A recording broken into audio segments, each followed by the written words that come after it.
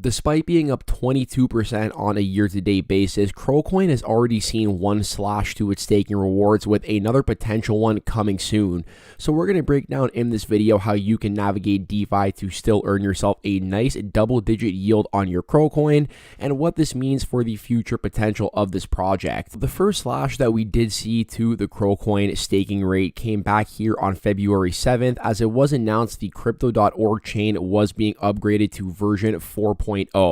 And what version 4.0 implemented was a minimum commission fee of 5% on all Crypto.org chain validators' commission rates. This implementation was intended to highly incentivize validators and help to maintain a sustainable validator ecosystem. So after this upgrade, Crypto.org chain validators could only set their commission at a rate above or at 5% and nothing below that. And the reason they did this is because if we take a look here at the amount of validators, we can see that Starship has an 11.75% cumulative share of the Crypto.org chain. New Shepard has a 10.64% share, Falcon Heavy with 9.7%, and Jerry's Pool with 7.7%. So from 4 validators alone, you can see they have just under 40% of the entire Crypto.org chain market share in terms of validators. And Crypto.com was essentially looking to encourage more decentralization by implementing a 5% commission fee. The reason that a lot of people were favoring these pools was because they offered a 0% commission, and this was basically Crypto.org's answer to this problem and to further encourage decentralization of the chain. So this did come at the cost of a 5% commission fee, and effectively what this meant is that if you were earning, let's say, 100 CRO per year, you are now going to be earning 95 CRO per year, as that 5% was going to be given to validators. This, in my opinion, was not a big deal. We spoke about it at the time, and I said that if it encourages further decentralization of the chain, then giving up 5% of your cumulative rewards is not the biggest deal in the world, especially when you're still looking at a double-digit yield. However, we have now seen a proposal come in for Crypto.com to actually burn about 100 million CRO per year. But the issue with this proposal is that it is not Crypto.com. It's not them actually burning the CRO. What they are instead proposing is that validators and delegators lose 15% of their staking rewards, and this is sent into a wallet that will then burn the CRO. So effectively, they did the math here, and they said that the proposed burning mechanism is estimated to take approximately 100 million CRO, or 15% of annual rewards, out of circulation. Now, I think the number one problem with this whole proposal is the fact that it is not coming from the Crypto.com team. They are instead asking validators and delegators to give up 15% of their rewards to go ahead and start this burning mechanism. And this is very different from the first burn that we actually saw when the Crypto.com team took it upon themselves to burn 70 billion CRO of the 100 billion. And this brought the circulating supply from about 24% to over 80% prior to the original launch of the Crypto.org mainnet.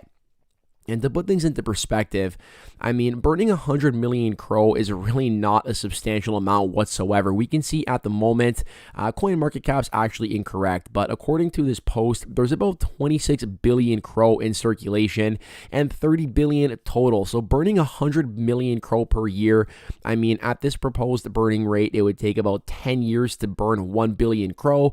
And if we account for the 30 billion total supply, that means it's going to take about 10 years to burn off, effectively 3% of the total CRO supply at the cost of 15% of annual rewards.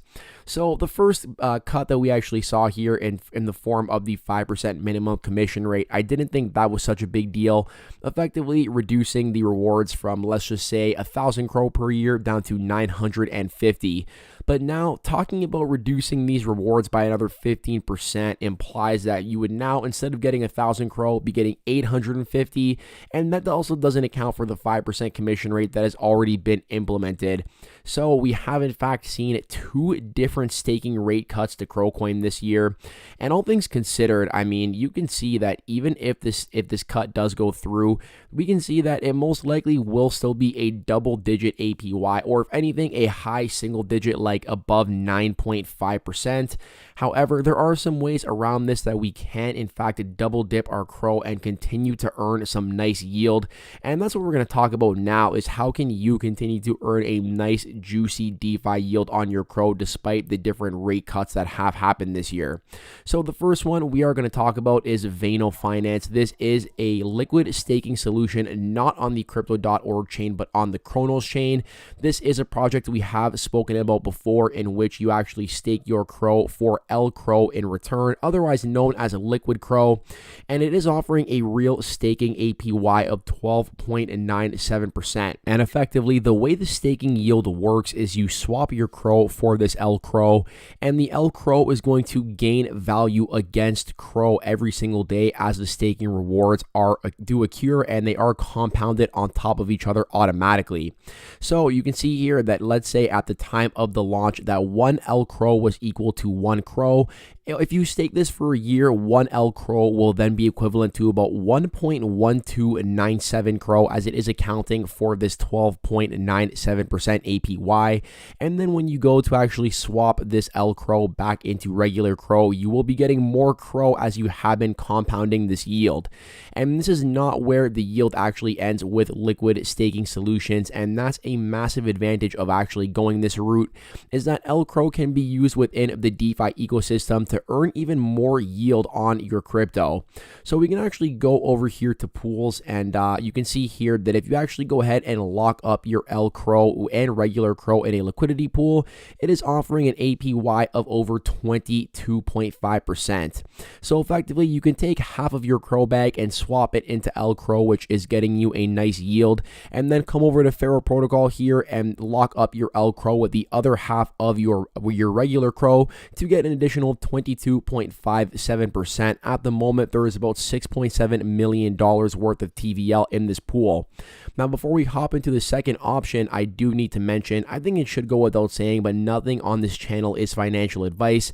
I am simply showing you guys there are alternative methods here to continue earning a nice yield on your crypto. But as always, there is risk associated. Please do your own research. I'm just presenting you with the facts here from my own research. So the second option here we have is Argo Finance. This is the same thing as Vano Finance effectively. Instead of CRO, they have CRO, and it's again a liquid staking solution for CRO, in which you stake it and receive this CRO in return, and this is going to net you a 10.85% APY. There is currently 19.47 million CRO locked up in Argo Finance, and just like Vano Finance and Pharaoh do have a partnership here, you can see that Argo and VVS Finance have a partnership here, VVS being the largest DEX on the Cronos chain. And if you actually go ahead and lock up your CRO to CRO, you are getting 8.93% APY on your yield. So once again, earning that 10.85% on CRO, locking up that CRO with regular CRO for an additional 8.93%. This is a very nice way to double dip your CRO and get some nice DeFi staking rewards. Now, there is one thing I do want to mention here, and the thing is that I have to assume that Vano Finance and Argo Finance are most likely getting their yield to continue providing this liquid staking solution through the crypto.org chain. In fact, we can see right here that Vano Finance is a validator with about 90 million CRO locked up on the crypto.org chain. I did look down this list and I couldn't see anything for Argo Finance, but they did potentially name it something besides Argo Finance to remain anonymous, essentially. So that is the one risk involved here, is that if this burning proposal actually passes here and there is a 15% cut to rewards, that may also be reflected in the Vano Finance and the Argo Finance yield. But the fact that you can still double dip your liquid CRO here into other DeFi solutions does net you that additional APY. Now that we've discussed the actual rate cuts here to the crypto.org chain and how there are some workarounds to this, I want to discuss what this means for CRO coin itself. And to do this, I do kind of want to put things in perspective here, because I'm not going to sit here and tell you that having staking rewards cut is nice or a good feeling. Obviously, obviously that is a negative for the CRO ecosystem as a whole. But if we actually take a look here at the other crypto ecosystems, I think you can start to see that crypto.org is still offering a yield much better than some of the largest cryptos out there. So here is stakingrewards.com, and it effectively shows you how much of a yield is being offered on different crypto assets. We can see here at the moment that Ether is offering about a 4.45% APY, Solana roughly a 6.54%, BNB a 2.61%, Avalanche 7.93%. The list goes on and on here. We actually have a couple of standouts like Polkadot at 14.26% and Cosmos at 22.02%. And this graph here is not exactly spot on, so we can't actually go ahead and verify this using these staking solutions for these individual chains. So taking a look at Ethereum here, Lido Finance is currently offering a 5% APR. The BNB chain, we can see that the APR, the highest APR is coming in at about 6.78%, the lowest coming in at 0.34%, but an average is at about 2.5% there based on the data. And then Polygon here coming in with a 4.7246% staking rate. Avalanche coming in at 8.44%, definitely a pretty impressive yield. But once again, none of these are above crypto.org here, still offering a double-digit yield at the moment. So I'm not trying to sit here and sugarcoat things and say that it's good that the rewards are being cut. What I am saying is that even if the rewards are cut, that yes, CROcoin is still a very powerful tool for generating passive income on your crypto through these DeFi options. And to be honest, I do think that it's not going to have a massive impact, even if the proposal here does go through. And I believe a lot of this has to do with the fact that there is a 28-day unbonding period on your CRO when you do lock it up on the crypto.org chain. This effectively means that any CRO that is staked that wants to unstake is going to have to go through a 28-day waiting period, so 4 weeks time. And I believe that if the proposal does pass, and that even if people do sort of like try to exit this blockchain, what I think is going to happen is over the 4-week period, people are going to see the proposal go live, the 15% reduction to rewards, and see that the yield is still very impressive and better than most other crypto projects out there. And I do think that a lot of people, after kind of having 4 weeks to digest the information and see what is going on, are either going to stake their CRO back via the crypto.org chain or potentially explore a different option.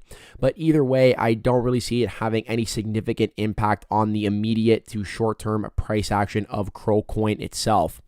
Now, admittedly, this is not the proposal that I did want to see. I do still hope the Crypto.com team does a bigger burn, but I was bullish on CRO before the proposal even came to light, and I do remain bullish on the project after. My investment thesis here for CROcoin from the beginning has really just been based around the growth of Crypto.com and the very impressive Visa program, both of which I am still bullish on. Crypto.com, I do think, is on track to hit 100 million users this year. And I do still believe that even after the reduction to rewards in 2022, that the Crypto.com Visa is still one of the best one of the best crypto visas on the market. And to wrap things up, speaking of yield, I do want to quickly mention here that Apple is now offering a high yield savings account in the US with a 4.15% APR in partnership with Goldman Sachs.